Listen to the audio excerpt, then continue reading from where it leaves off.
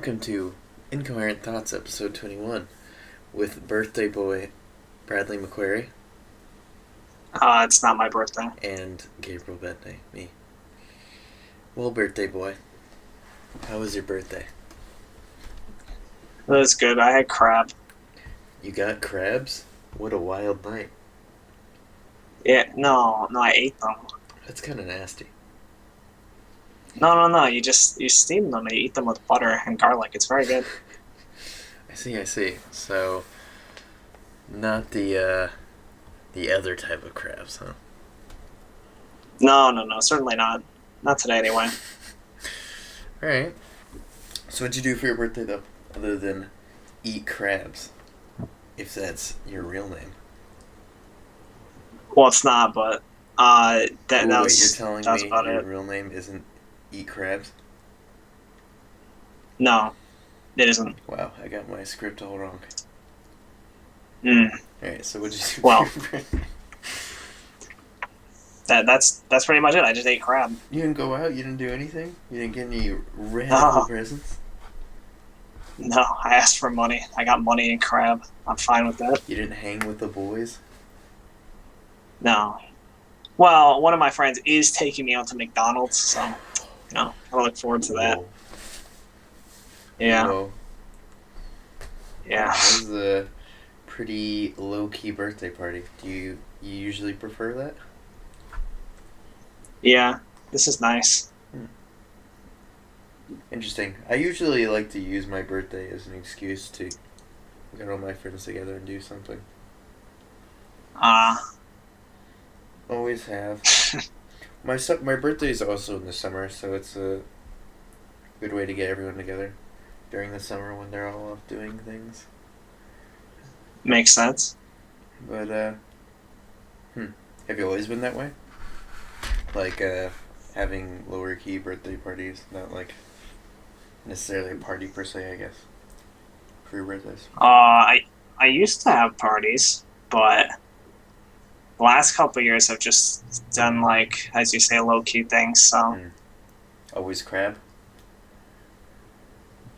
yeah, Is that a tradition? Do you always get crab like every single year? it's not a tradition. I just asked for it this year because I like crab. I see. I see. Well, happy birthday, Brad. How old are you now? That makes me 20 years old. Whoa, you're an old man, lady.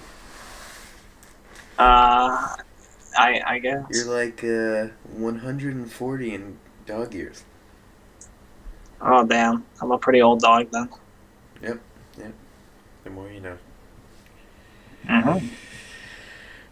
Um, I'm looking forward to my birthday this year.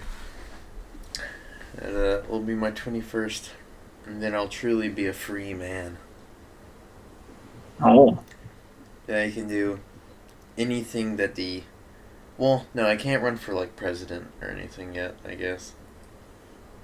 That'll be a while, but of the short term age landmarks, this will be my final one.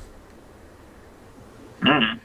And then I can go get shit faced legally. Yay. Yeah, that'll be interesting. I might not even be in the country during my birthday this year. I might be in the strange land of Bolivia. Oh, why are you going there? Oh, well, a friend, I know, uh, we're good friends, and he's from Bolivia. I met him at school. He's an international student, and this year when he goes back for summer, I'm most likely going to be going with him. And I'll be there for a month and go travel the South Americas. Hmm. Sounds nice. Yeah, sounds way better than Canada. Oh, you are so right about that. Got him. Uh, Wait, you're saying you don't have uh, jingoism for Canada? don't know what? You know what jingoism, man, is, man? No. It's an extreme form of nationalism. Mm. to the point of like hating other countries. Ah, that's no good. So you're not a jingoist for Canada. You're not. Are you? Do you have nationalistic pride? Hell no. Fuck Canada. Wow. Oh, I shouldn't say that. Canada's fine. Okay. It's All fine. right. All right. Just a bit too You're on a cold. list now, though, Red. Ah, shit. I guess I am. Oh, the Mounties. They're coming for you. Ah, Do you guys have like a special forces thing? Like, what do you guys have? Like a CIA, FBI, NSA, anything? probably. I honestly don't know. Do you have any I elite guess. military units? Like we have Navy SEALs, the Green Berets. Do you have anything? I don't know, man. Come on, man! You gotta know this stuff. I don't You gotta know. rep your country. Uh, I don't know. We probably have some guys that do that stuff. Are the Mounties the highest level of combat preparedness in Uh, Canada? yeah, yeah. Their horse combat is unmatched. I wonder who has the best cavalry still. That'd be an interesting thing Oh, to look up. God, does it even matter at this point? Come on, man. When the machines turn on us, cavalry will be the way. Oh yeah. Then we'll see. Hmm. I guess we'd still have mechanical devices, but so I guess maybe that's not as relevant. You could just use cars. Hmm. Bart Bart agrees. I'm sure he does. Anyways, now that we've chit chatted about your birthday, let's move on to the important things, huh? Hmm. Yeah, but so this week in competitive league, mm-mm-mm. OGN, pretty boring matches this week. Um, CJ versus KT, Jenner versus Najin, SKT versus IM, GE versus CJ, and I think there was another one, but I didn't even write it down because it didn't interest me. Hmm. CJ versus KT, CJ won, which was interesting. You know, they looked really shaky at IEM. And they came back and won pretty convincingly over KT. So that was good to see.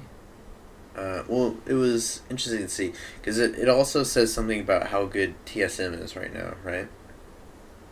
Because Hmm. TSM beat CJ very convincingly. Is looking like a pretty good team. You know, CJ I think is pretty solidly the fourth best team in Korea right now.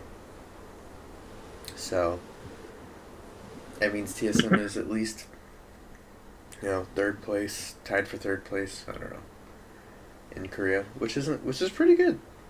All things considered. Um, but like I said, it is a large conclusion to jump to. Next, Jenner versus Najin. Kind of expected Jenner to just win this pretty easily. They did. Najin is still doing like really weird things with their roster. Like they got two new players in the mid and jungle role, and for some reason they're not. They keep putting in Watch, and Watch just doesn't do anything all game, and so Hmm. I understand mid laner like Goong is still a great player. Use him. But I would just use their new jungler Peanut every single game and just let him get experience and practice, and because he's a really good player. He has very very good ganks, very efficient. Um, and I think with time he can definitely be a really great jungler, but we'll have to see. SKT versus IM was a crazy series. This was the debut of Tom, SKT's new jungler. Not a, I don't think it's a 100% replacement for Bengi. I think they're just kind of trying them out and seeing. So in the first game, we had Jungle Udyr on SKT, which is a Tom classic, apparently. That's apparently what he plays in Seliki a lot. Full tank Udyr just ran around being annoying, had really great objective control, and honestly, he played really well. He had like a perfect game on Udyr, never died. He had really great objective control, called, like, they got an early Baron, early Dragons, a lot of good stuff. I was impressed by him, considering it was his first game in competitive. I am played like support Maokai, so that was pretty fucking weird. And then in the second game, I think Tom played Jarvan, and then I am played Callista Irelia, and I thought kind of for a while that if you want to run an unorthodox support, you should always do it with Callista, due to the nature of her kit. It gives like kill support, like kill lane supports, if you know what I mean, like Jarvan, Pantheon, that sort of thing, right? It gives them extra burst damage with her passive, and it she gives them another entry into the fight with her ult. And so they ran Callista Irelia. Interesting. I don't really think it's the greatest thing, but they played it pretty well. Unfortunately, Faker, like, even though he was playing Victor and he got behind, but then like out of nowhere he just like had the clutchest fucking Victor like over the wall E ult that decimated a team fight, and they just won the game off that. It was crazy. Of course he did.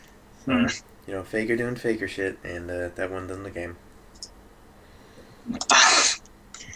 Wow. So that was a good series. Maybe not the highest level of play, but it was interesting to watch. GE versus CJ was also interesting. Was it the first or the second game that had the Scion with Banner mid? I honestly don't remember. But that was cool. It was the second, right? No, I don't know. Anyways, the first game was very close. In the second game, Coco played Scion mid, pretty much full tank, but he also built Banner. And it was interesting. I mean, it wasn't that close. I think they won. I think GE won in like 37 minutes, but it was an interesting game. You watched it, right? Yeah. What'd you think about it? The Scion mid with Banner. It was cool. It's always cool when you get to see new things like that, and then the double banner. Like you could tell the enemy team had no idea what the fuck it even did. Like they didn't even know it made the cannon immune to magic damage. Yeah. It was interesting, to say the least. And to say the least, CJ did put up a pretty good fight these two games, or at least especially the first one. The first one was very close. The second one was interesting at the very least. So I don't know if that means like the GE Tigers are falling off a little bit and people know how to play against them, or if maybe CJ just had a really great series or something. I don't know.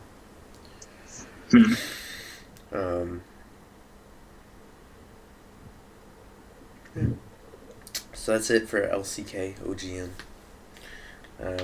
Next we got the NA LCS. A few interesting games happened. First interesting one I would say is Gravity versus TSM, where Gravity took out TSM. And that game was interesting for a few reasons. First up, Keen picked Urgot mid. which is pretty new, pretty unorthodox. Yeah, I can't say I've seen that one before. So he picked Urgot mid into Zed and pretty much dumpstered Bjergsen. He almost solo killed him, but he got like really over aggressive and ended up tower diving and dying to him. So kind of threw his lane advantage, but TSM had an all AD comp into like 3 bruiser tanks, and then like Keen would just ult Bjergsen as soon as he ulted. So like Zed was basically completely useless in team fighting. Like I think Gravity had, who was there? I think they had like Nunu, Hecarim, and I don't remember who the AD carry was. Maybe Corky, I think. And so Hecarim can split push. They can just group up and siege with Urgot and Corky. Yeah, and they had Thresh too. And Bunny Fufu was like landing some crazy fucking hooks, like under towers, and it was really really great play. TSM couldn't team fight them. They couldn't really split push them because no one could fight an all armor Hecarim. And Gravity just closed out the game. It wasn't anything too complicated. I think they really just outpicked them out and outcomped, and just won off that pretty much. But it was a fun game to see. Gravity also played Dig, and they won against Dig. And while that might not be like the most impressive win, I was very impressed with how Gravity played the game out. I think Gravity is actually going to be one of the top teams. Like, I think they're better than C9 right now. And I think Impulse is better than C9 as well. I think going into the final week, it's TSM, CLG, Impulse, and Gravity are tied. I think Impulse has stronger players, but I think Gravity has better objective control and win condition playing. So it'll be interesting to see how that shakes out. But yeah, I was really impressed by Gravity this week. TSM versus CLG round 2 happened. Yeah. And my initial impressions of the game was that it was a pretty great game.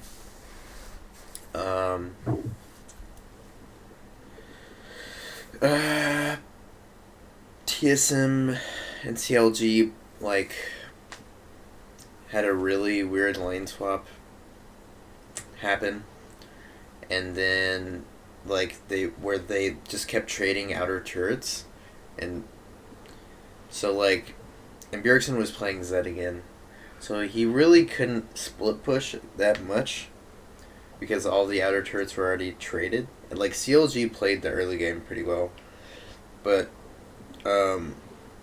eventually what happened was TSM got an uncontested Baron, and combined with the fact that they had power spiked earlier than CLG with Zed, Corky, and then Lulu is just kind of, goes with anybody else. She kind of amplifies other people's power spikes. And then Sejuani is a very mid-game focused champion as well.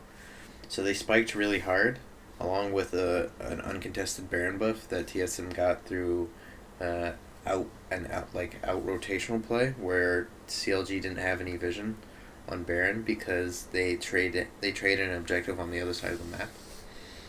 And so TSM snowballed that and won. But it was interesting watching Monte Cristo actually started doing VOD reviews on a Twitch stream, and he reviewed that game, and it was interesting how many things he pointed out were issues that game. I initially thought that like CLG was outplaying TSM to a large degree. Because they were a late game comp and they were trading evenly with TSM. But Monty actually pointed out, like, for example, Zion Spartan got a huge gold lead on Kinnan, but kind of built inefficiently. There's the obvious issue of, like, Link got really far behind in farm. Double Lift was freezing bot for, like, pretty much no reason. But, so there are a few things that, like, CLG could have played out better, but I think CLG played the early game out really well, but they showed again, like, they messed up once, and then they had some bad team fights again, and that was just kind of the game. It, past, like, 20 minutes, it wasn't that, or 25 minutes, it wasn't that close. And TSM just kind of rolled on over them. Nah, it's too bad. And then, last but not least in NA, Team 8 beat C9, which just goes to show, I think, C9 won against, like, Coast or something. I don't remember, something stupid. But, Alright. they lost to Team 8, which just goes to show, like, I really think C9 is not doing that well right now. I think Gravity is actually stronger than them. But I think that will be proven in next week or by playoffs. So we'll see. Over in EU, I watched a few of the games.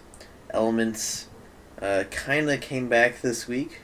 They took a game off of H2K, who has, like, been, like, this strategic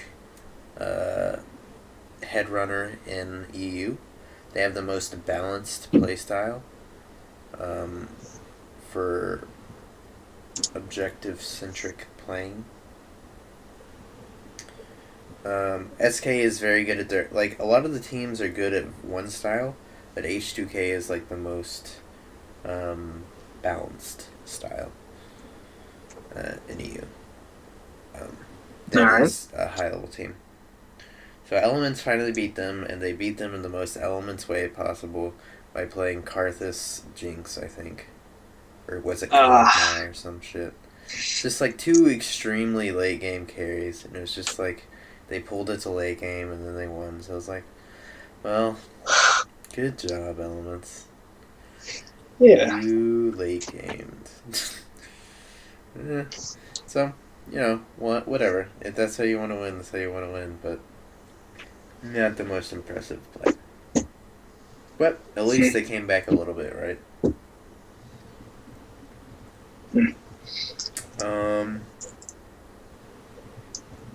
Funny enough, I think if Snoop A was still playing, this would be a good meta form.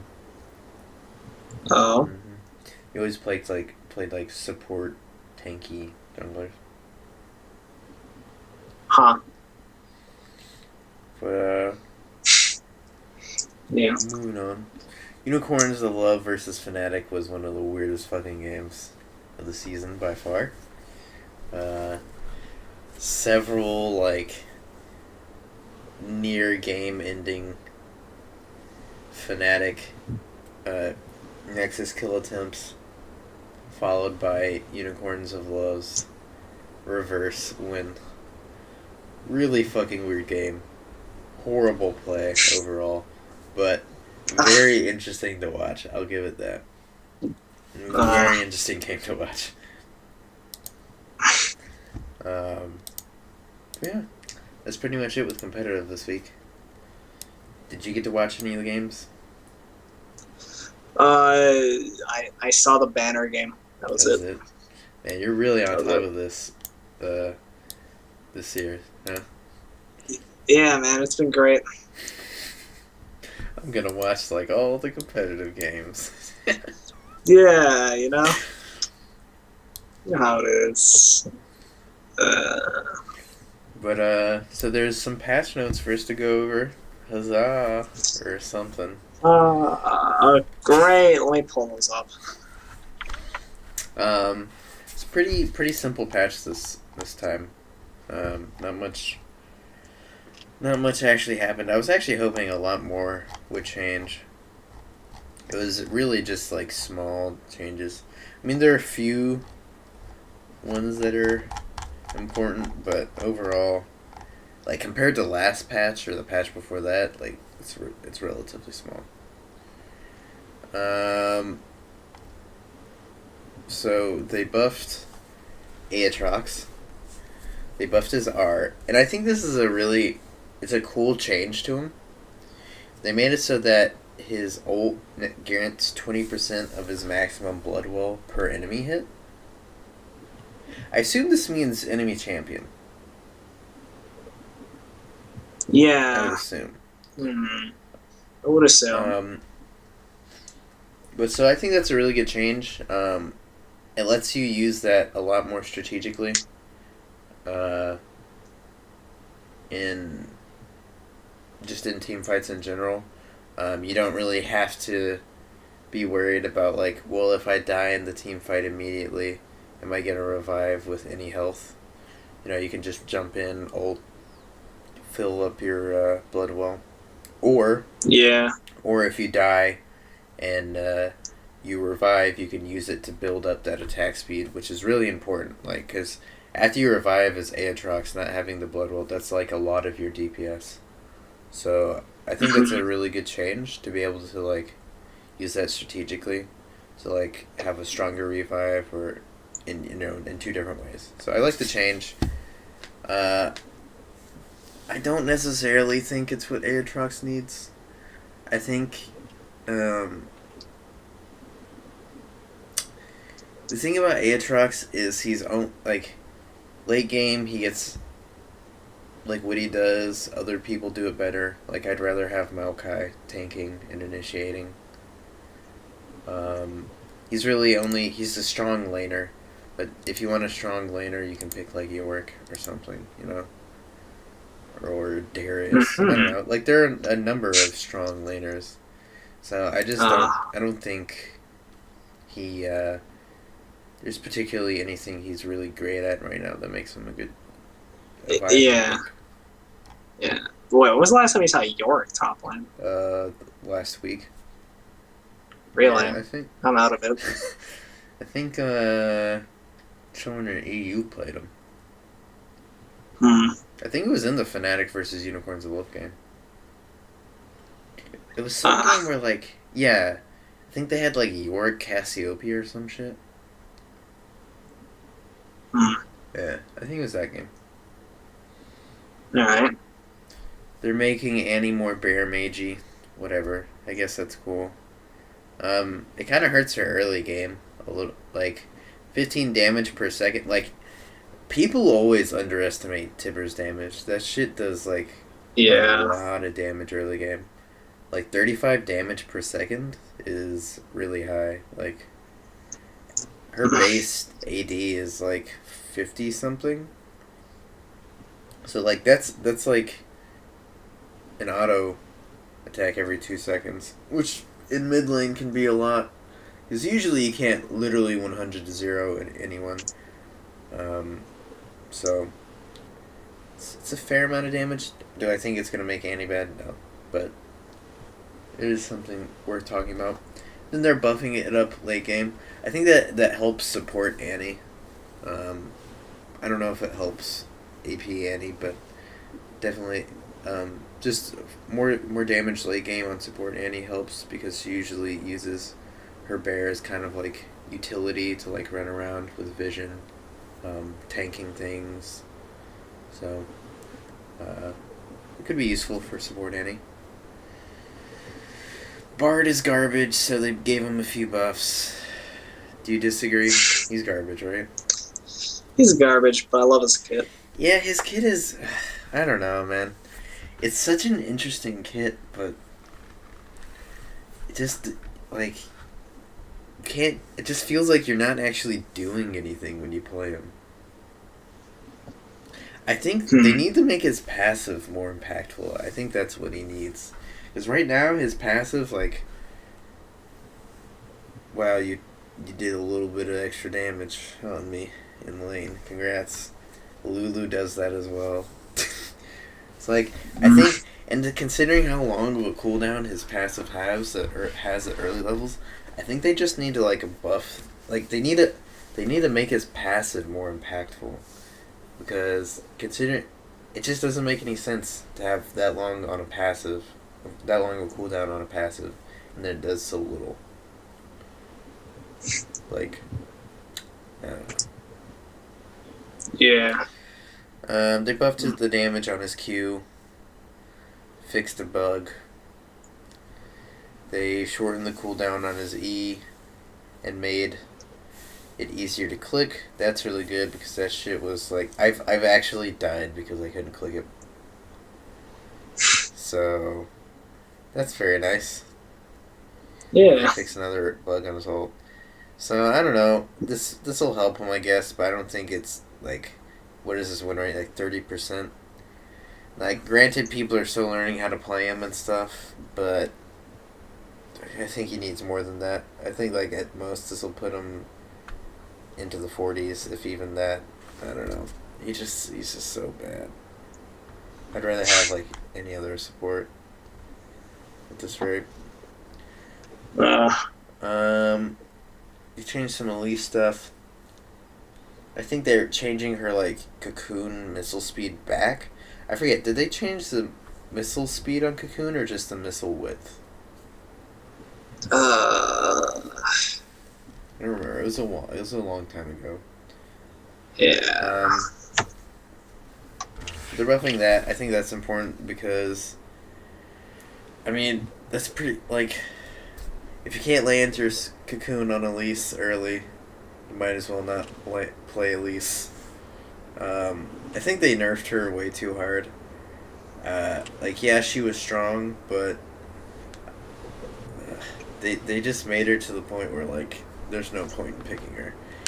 Like, I don't get like Riot's philosophy on like let's nerf the shit out of carry junglers instead of buffing utility junglers. It doesn't it to me like, yeah, they it was problematic because they couldn't really figure out how to buff tank junglers in a healthy way, but they just nerfed carry junglers so hard that it became it's kind of ridiculous, like the state that Lee Sin and Elise have gone to. Hmm. I mean, Lee still sees some play, right? Yeah, but it's mostly just because how good people are on Lee. But Hmm. he's he's way far down from where he used to be. Huh. He's not like a instant pick every time. He's more of a situational pick, and depending on if you're really good at the champion or not. Hmm. Anyways, they also changed some movement speed stuff that I like. They gave like spider form more chasing, and human form, is slower. So I like it. This kind of means like you gotta be very conscious about which form you're gonna end up in when you're ganking and stuff. So you probably want to start off in human, then go to spider to chase and stuff. So pretty natural stuff. Hmm. I don't know if this will make her good again, but she definitely needs some help. They also like buffed her like spider, like her max damage to monsters or something. So maybe with Yeah. that, she'll start to become good again. But I was never much of an Elise player, so I don't know, like how big these are for her. Yeah. Hmm. See, they also buffed Evelyn. She enters stealth faster late game.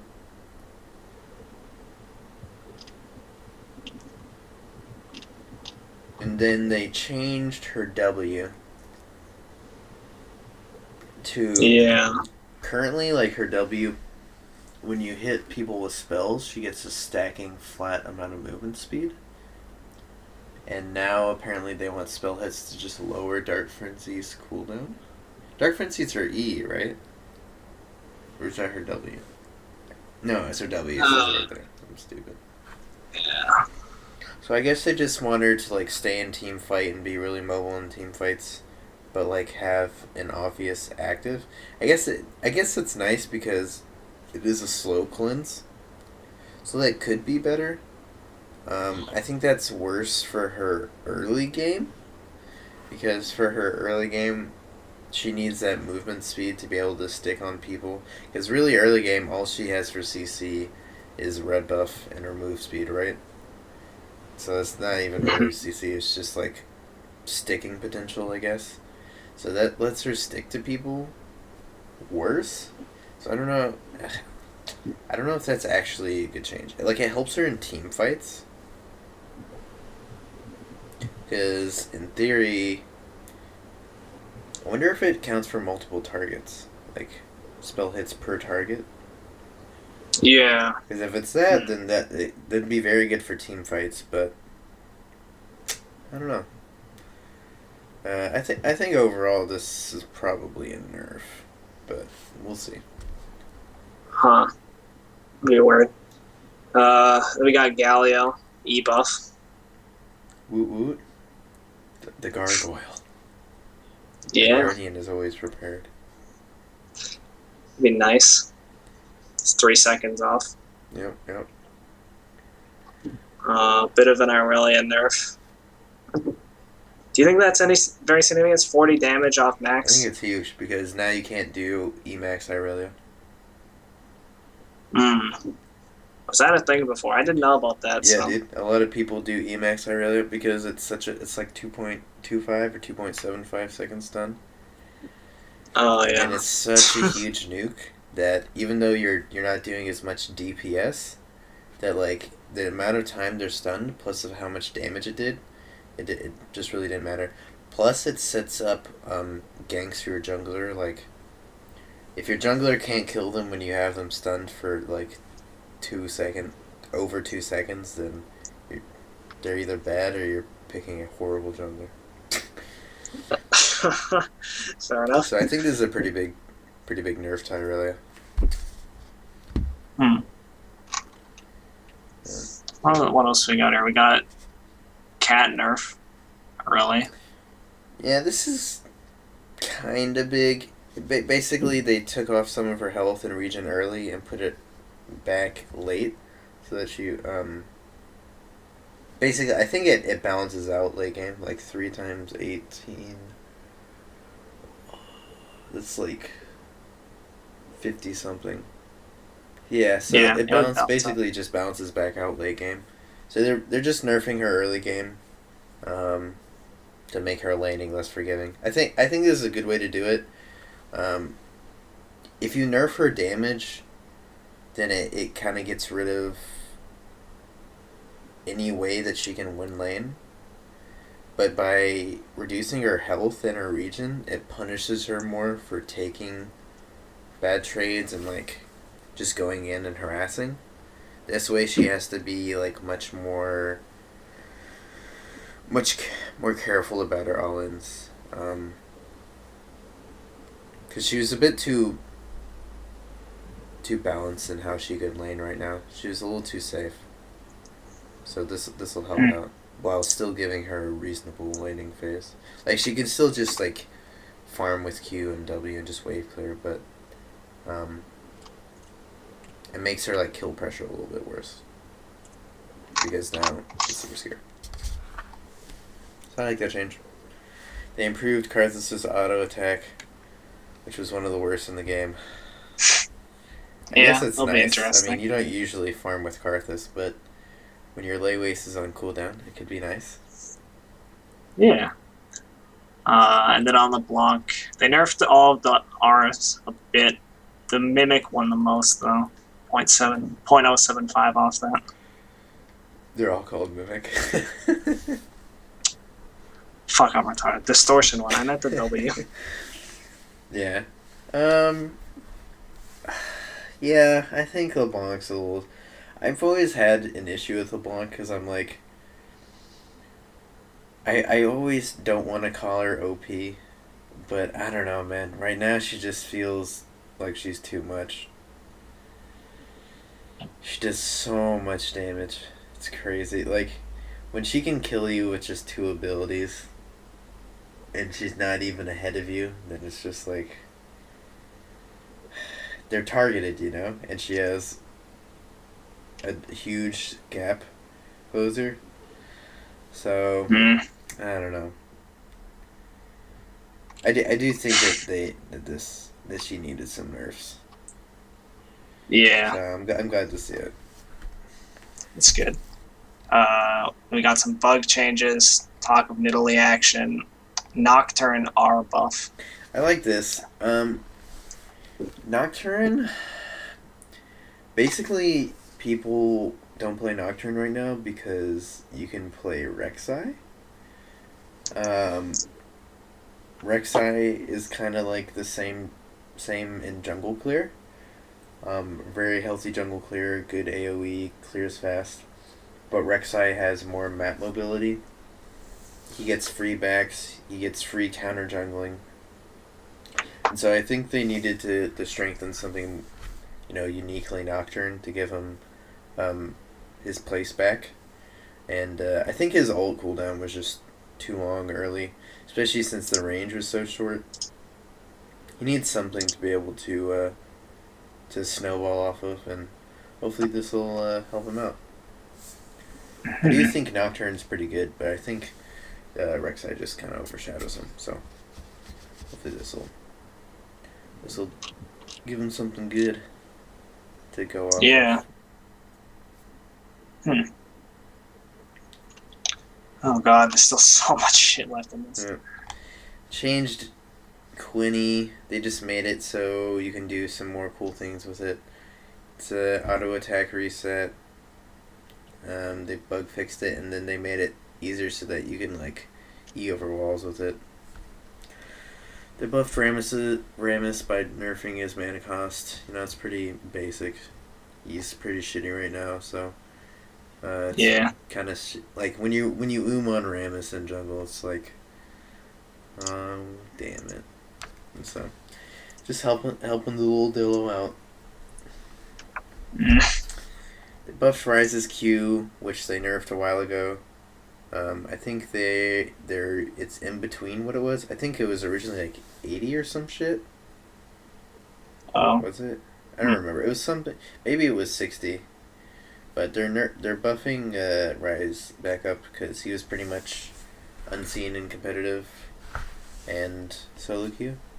So this will just make his laning okay again.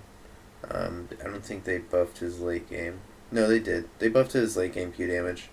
I think the big thing about this is that Q is Rise's main damage. So you can't really. It's his most problematic skill because of how problematic and how strong it is, like how much damage it does. But when you nerf it, you also kind of nerf all of his stuff. Because of Yeah. how. Like, you nerf him. Because he uses Q so frequently. And in team fights, like he'll usually use it like several times, so it adds up pretty significantly. So, maybe we'll see him back. Yeah, we probably will see him back. I think this is enough to put him back. Sejuani's really fucking strong right now, so they nerfed her. They made her old, less forgiving, and then her W it doesn't do as crazy amount of damage. Yeah. Yeah, holy shit, they raped the slow on her ult. Yeah. I think it was too forgiving, considering how powerful it is. Like, if hitting that skill shot should mean something. Like, if you miss it and you still get a 90% slow, that's kind of stupid. So, I don't know. So, next we got Singed. What do you think about the Singed change? From what I've seen, it seems to be just a buff, so I'll take it. I mean, it's not quite what I would want for Singed, but I think it's fine. It'll help him kill tanks, I guess. Yeah. Especially if you build some pin on Singed, I think it's a good change. They nerfed Jungle Scion. And Lane Scion. Pass through damage. Yeah. So I guess They just don't like, how solid of a pick he is. Makes sense. I Makes thought he sense. is too strong for a while. Especially in Jungle Sign got buffed pretty crazily, so I think it's a good change. Mm-hmm. They gave Twitch some much needed attention. His used to like Twitch is pain. Twitch is the true definition of pain. It is. The champion is just so sad to play. His laning is one of the worst. His mid game is one of the worst because of his. He doesn't really have that many great build paths. Like Bork. Bork and the Yomus is usually when you hit your power spike. But like you have to. But if you do that, like you're not strong until you get Bork. So I don't know. He has a lot of issues early. Late game, obviously he's a monster, but he has a lot of trouble getting there, especially if you just camp him. So they just buffed his poison a little bit to make his early trading a little bit better. This should help him out a little bit. I don't think it's anything crazy. It does add up. I think his passive stacks 5 or 6. I think 5 times. So it's like 5 more damage per tick, which can end up being pretty significant. That's like half an auto extra. So in early trades, that's actually pretty significant. So could be good. It'll help him out a little bit, but I don't think it's gonna push him to be over the edge or anything. They also buffed Viger. They buffed his passive. I think this is just because of how they nerfed mana items. So this is just a compensation thing. Yeah. They did what I suggested to his Q. Where they just made it more long range. So this just kind of makes his laning phase safer. I think like his laning phase was too. There was no benefits to Viger and laning. Like he just, if you played against an assassin, you were just kind of fucked. Or anyone who's a long range mage, they can just zone you and harass you really easily. So having a longer range farming will help him out a lot. And then E stops dashes now, so that puts him. It's safer for him against assassins now. So good stuff. Yeah. Random Vel'Koz change. That's pretty insignificant, I think. I mean, it's only with one champion, so. Yeah. Yorick, they made his Q have longer range. That's kind of big, but whatever. Like it's nice that like it gives them a little bit better chase. But I don't think it's the biggest deal. They buffed Q mana cost on Ziggs. Same thing, probably mana changes. Yeah. This season. Yeah, they nerfed mana items, so probably has to do with that. And then they're buffing Zillion because he's garbage. They're making his E mana cost same at all levels. I think that's nice. Yeah, that's a lot of buffs. Zillion's always used a lot of mana due to the fact that he spams abilities so quickly. So they pretty much reduce the mana cost on all of his abilities across the board, which is nice. That helps his laning phase and his late game team fighting. They made his W lower cooldown early, and then they upped the ability power ratio on his Q. So this is just overall buffs. He's just kind of bad right now, so I'll help him out. I'll especially help him out on lane. He kind of needs to snowball early. Like, that's how he was before. He needed to snowball early. He wasn't the greatest late game mid laner. Like, usually you'd rather have someone else. So, he kind of needs to win lane if he's going to be good. So, Um, Speaking of mana, looks like they buffed Athene's. yep. Mana regen to 100%. Yeah, that's weird. Huh, I guess that's completely contrary to what I was saying earlier. Yeah, these are pretty big changes to Chalice.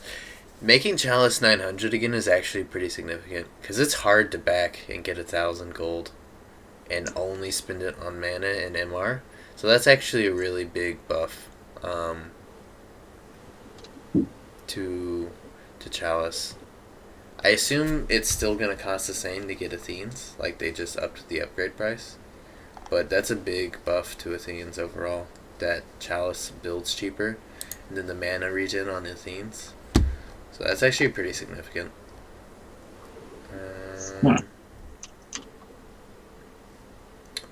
Risk other vision radius less. That's kind of big. I don't think it's the biggest thing ever. I feel like you'll still be able to see people if they walk around the fucking thing. Just now you won't like have vision of the entire river or some shit when you get it. So I think that's good.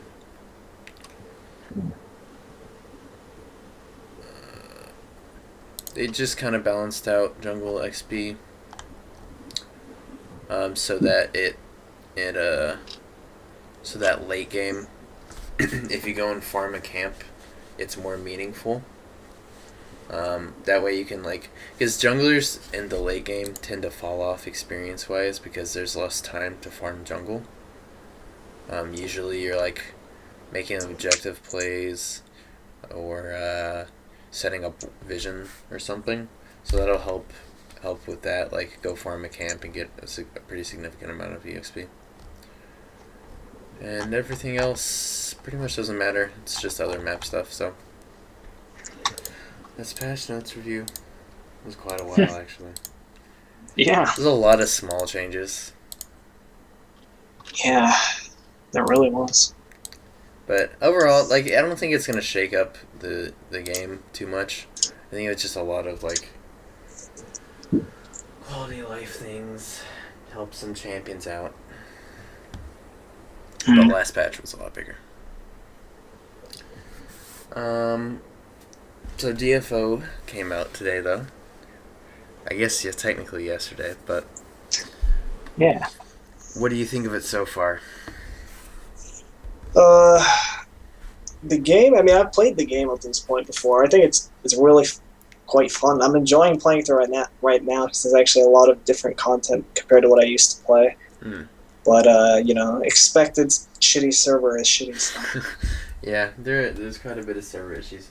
I think it's getting better. I mean, there's still a decently long queue, but what can you expect? Yeah, I mean, I was able to log on today, so that is quite impressive. Quite impressive. I think it's pretty cool. It definitely feels like literally a mix of an MMO and a beat 'em up game. MMO just because of the sheer amount of abilities that you can have, and then beat 'em up obviously because of the style of gameplay where you have a long screen that you walk around killing multiple enemies and comboing them. Mm-hmm. So it's interesting. I think the gameplay is really fun. I haven't played with you guys yet, so I don't know what the multiplayer questing is like, but it seems like it could be fun. And if there are big boss raids, it could be interesting, juggling and doing cooldowns and stuff.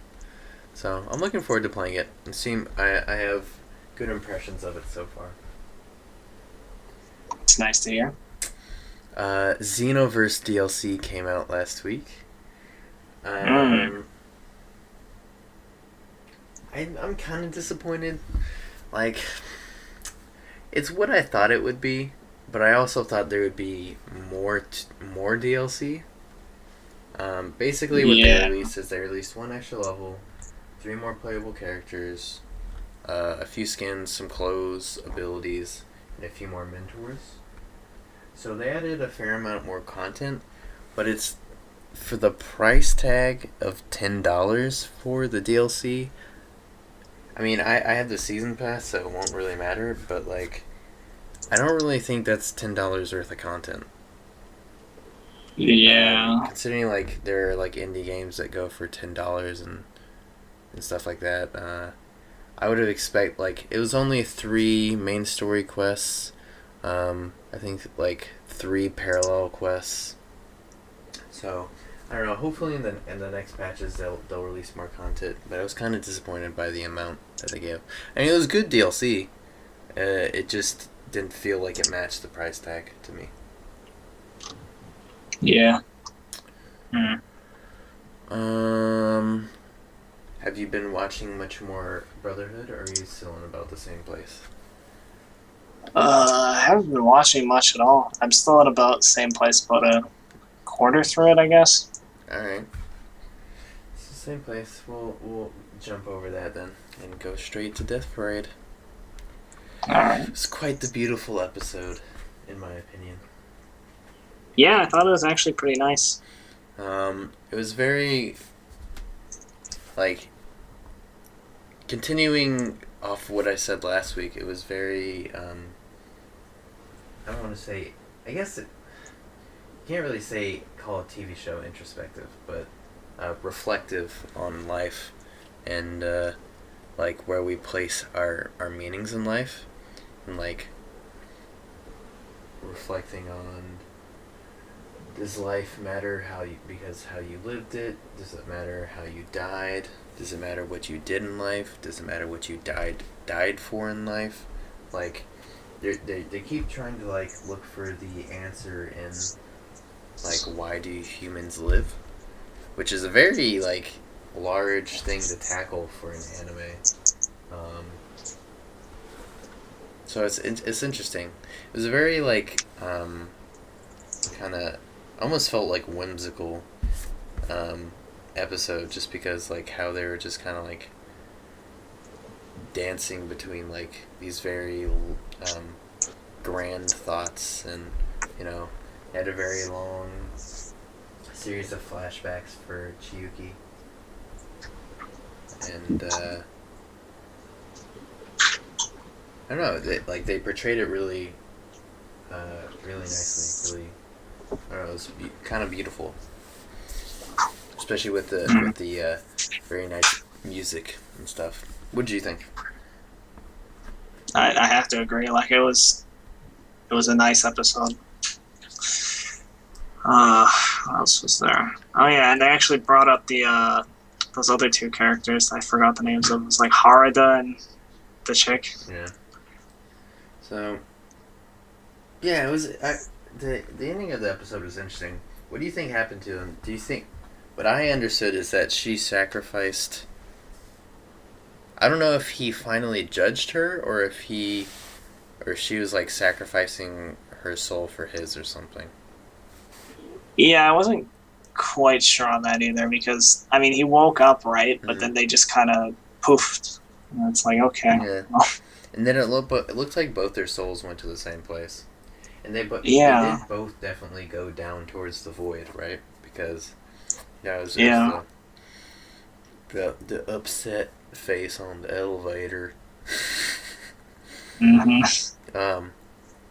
So it was interesting. I think they both went to the void, um, which is interesting because I thought like Ginty was kind of like um, had like a sweet spot for her or something, but I guess not. um, Yeah. I don't know.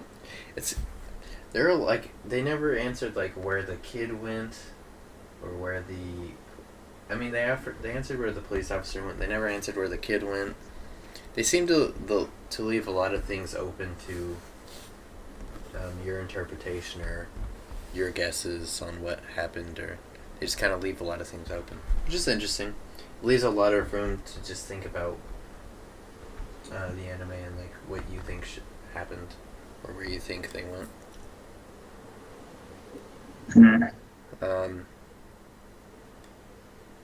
I don't know. What What would you have done? Would you have sent her to the void?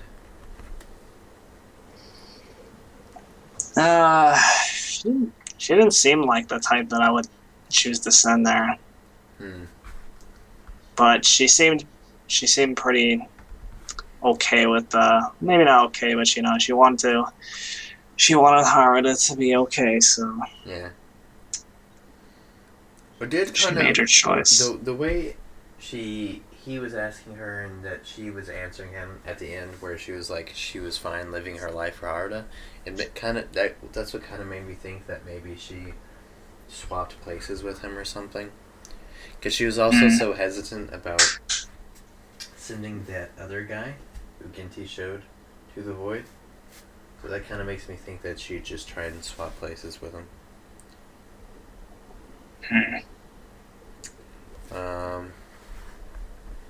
It also seems like Deckham is up to something naughty or something. I don't know. Naughty? Yeah, like in the episode preview, like Deckham was supposed to be like judging her and like sending her on to the next place. But it shows her waking up. He asked for more memories. And then I don't know. It seems like next episode will be very dramatic. I think no one else. Huh? I think there'll be something like some big reveal or something interesting. I mean, obviously it's the end of the season, or maybe the end of the series. Yeah. I'm not sure. So next episode should be very good, though. Yeah. Oh wait, I think there's one other thing. I guess nothing really came of it though. But the old guy, the guy that's basically God, confronted the little person. That's why I think something big must happen next episode. Maybe Declan goes in revolt. I don't know. Turns into a fight show. Last episode. Yeah. Man, they portrayed like Ginty being a lot more evil in the preview than I thought. I mean, he was kind of messed up, but not nearly as much as they led me to believe. He's just doing his job. Yep. Well, that's the end of our episode. Oh wow! Already. Thanks everyone for listening.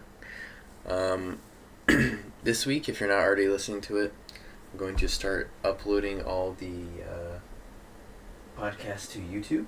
So we'll have Incoherent Thoughts YouTube. You can check it out there if you don't enjoy listening to it on iTunes or our website. So you can look forward to that. If you haven't already, check out our Facebook, check out our website, check out Brad's YouTube. Enjoy all of our fantastic content for you guys. And, yeah. Thanks for listening. We'll see you guys next week. See ya.